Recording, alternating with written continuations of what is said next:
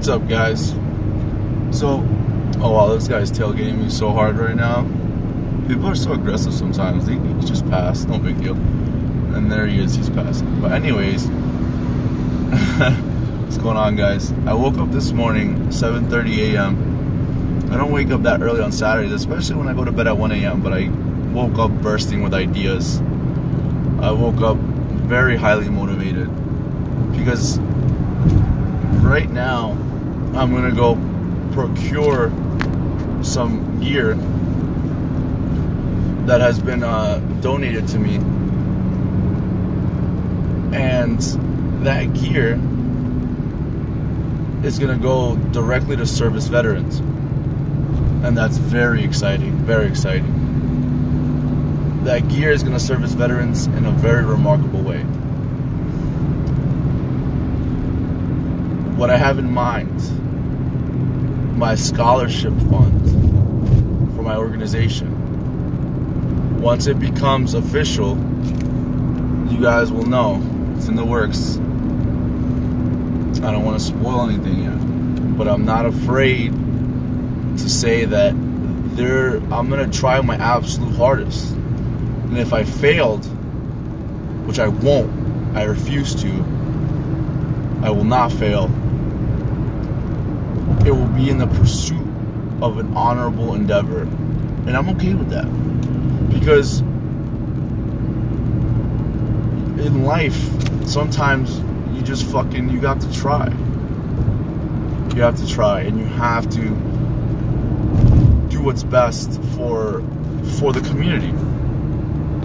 Because when the community prospers, everybody prospers. Okay? I'm trying to fix this, my bad. So,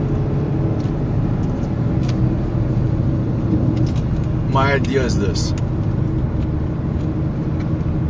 I have a very, very long-term plan. 10 years plus. There's no other way. And I'm going to start very, very simple. And that's the plan that I'm going to share with you guys today. Very simple. I'm going to find the soldier who needs it. I'm going to find an academy that me and my board deem appropriate. We're going to vet that academy. We're going to talk to the owners. We're going to see what this academy can do for this individual. Can this academy take care of this individual? Nurture him a bit? Can they be a part of his resiliency training, a part of his growth? Once we find an academy that we deem acceptable, we'll have the funds that we raised through the support of everyone. With that, I can give the owner of the academy a check for the tuition for the year, and follow up with a specific interval of time, and check up on them. Follow through with social media. Are they good? Are they happy? Do they like their training? Do they fall off? These are the things. And when everyone knows, now a veteran will come into academy with arms wide open. That's the goal. For veterans to be included and integrated in jiu-jitsu culture on a very large scale. That'll take some time. Time is what we have on earth. But my point is that this is absolutely achievable, and it benefits everyone. It sincerely benefits everyone. As far as the scholarship is concerned, for the tuition, that's just the first step, first goal. I want to honor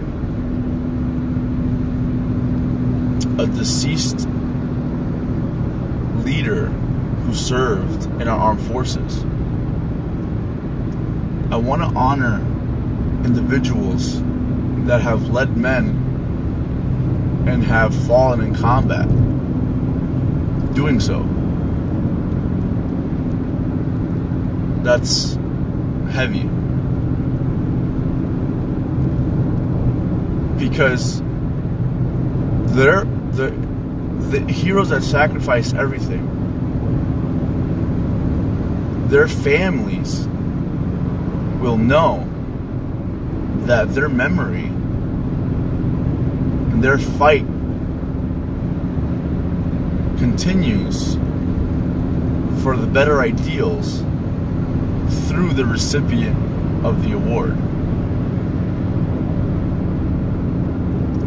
What do I mean? The reason why I was compelled to serve from a very, very young age, the reason why I got this tattoo on my inner right bicep,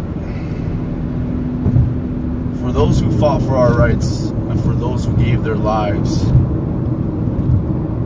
it's for their honor for which we still fight. And I knew that I got that done on a Veterans Day. I was feeling pretty emotional, but at the same time, I understood that I am solidifying my purpose, my reason for my service, putting it in a nutshell to keep me on the right path. And I knew that one day I was going to have to refer back to that mindset, to not forget how I got here in the first place. And there's one man who, his actions, his ability to sacrifice everything for his higher ideal, I thought that was the noblest thing a man can do.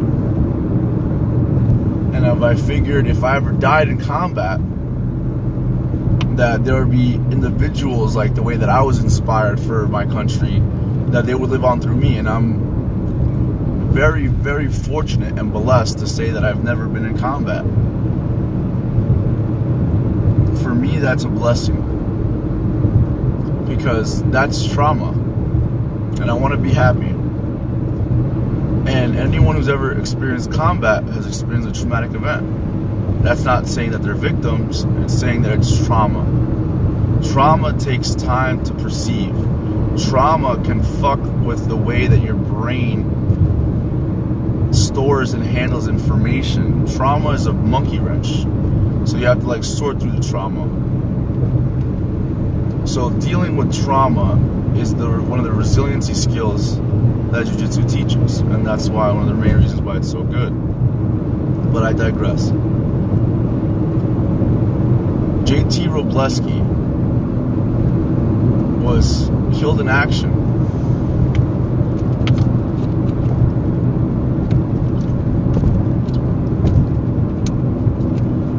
On April 6, 2004. That's on my birthday, actually. I was a young kid. And JT was the son of the athletic trainer in my school. And so I saw how his loss affected my community in a very direct way. I didn't know him, but I saw the loss of a hero, the mourning of a true American hero.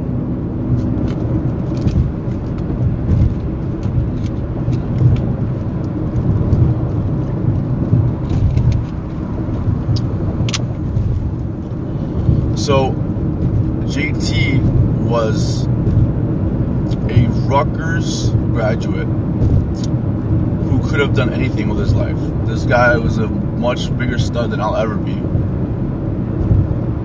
JT was an amazing football player. I forgot what position he played, but he was an incredible athlete. He graduated summa cum laude from Rutgers. So he was intelligent. What I gathered from him, is that JT seemed like a man that is not bound by anything. He seemed like a man that will smash any obstacle in his way.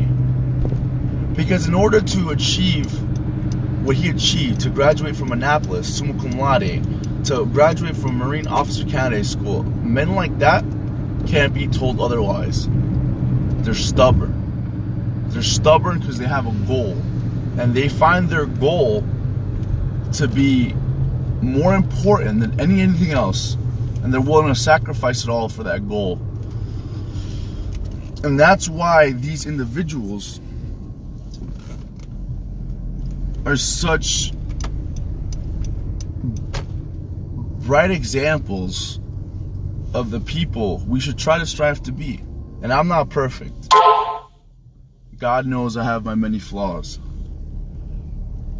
But it's not about as many as my flaws as what I can do to help. And so, but back to JT, because that's the man who matters here. JT was killed in Iraq on April 6, 2004 due to sniper fire. Why? He was killed in Ramadi, I believe. I have to double check the information. He was killed because he didn't want to abandon his men. He was pinned down by sniper fire, and when he was shot, he held out for a long time. He held out for a long time, but he didn't make it.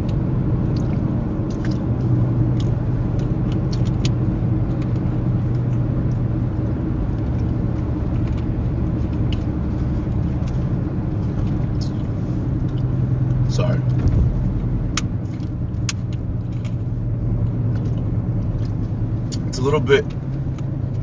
It's difficult to talk about these things, but it's so important that I share his story, so be it.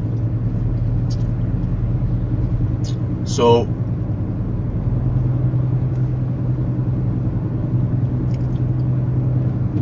when I realized this, I thought to myself, you know, these are the kind of ideals. This is the man that I should strive to be. There was a quote by his memorial that was hung in my high school office that I never forgot, and it was a Martin Luther King quote. And it said, if a man doesn't have a reason to fight, then he's unfit to live, or something along those lines. Martin Luther King. And the idea is that if we don't fight every day for something, what's the point? And everybody has that different something. But the idea is that every day is a fight, and we inspire individuals to fight every day, both metaphorically and physically. Because if you have depression, every fucking day is a fight. And if you're fighting that fight, you need some fucking backup. It's plain and simple. So, the first recipient of my foundation will be in honor of JT. That's all that I wanted to share with you guys for today. So if you're watching this, thank you for hearing me out. And, you know, take care. And may God bless our veterans. Well,